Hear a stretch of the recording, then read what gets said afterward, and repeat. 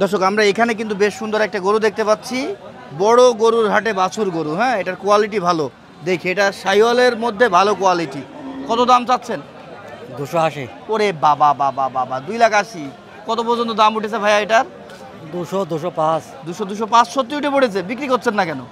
লাভ হচ্ছে না? না না, বেশি দামে কিনে ফেলেছেন? হ্যাঁ হ্যাঁ, বেশি দামে কেনা। কতই কিনেছেন? কেনা 20-25।